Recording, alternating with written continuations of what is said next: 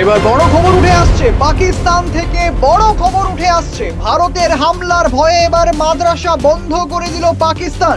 পিওকেতে বন্ধ মাদ্রাসা। ভারতীয় সামরিক অভিযানের আশঙ্কায় 10 দিনের জন্য সব মাদ্রাসা বন্ধ ঘোষণা করলো পাকিস্তান অধিকৃত কাশ্মীর। পাকিস্তানের দাবি তাদের কাছে বিশ্বাসযোগ্য গোয়েন্দা তথ্য আছে, ভারত দ্রুত সামরিক পদক্ষেপ নিতে পারে। যদিও সরকারি বিজ্ঞপ্তিতে মাদ্রাসা বন্ধের কারণ হিসেবে দাবি করা হয়েছে তাপপ্রবাহ, কিন্তু পিওকের ধর্ম বিষয়ক দপ্তরের প্রধান হাফিজ নাজির আহমদের মতে মূলত ভারতের সম্ভাব্য হামলার আশঙ্কাতেই এই সিদ্ধান্ত নিয়েছে পাকিস্তান। পিওকেতে বর্তমানে 445টি রেজিস্টার্ড মাদ্রাসায় প্রায় 26,000 ছাত্র পড়াশোনা করছে। প্রশাসনের মতে এই ছাত্রদের ঝুঁকির মধ্যে না ফেলার সিদ্ধান্ত সর্বসম্মতভাবে নেওয়া হয়েছে।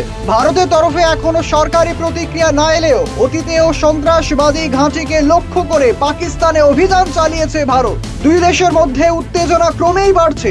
ইসলামাবাদ হুঁশিয়ারি দিয়েছে ভারতের যে কোনো সামরিক পদক্ষেপে দৃঢ় ও নিশ্চিত জবাব দেবে তারা। যদিও এটা স্পষ্ট, ভারতের আক্রমণের ভয়ে কাঁপছে গোটা পাকিস্তান। ব্যুরো রিপোর্ট, খবর বাংলা।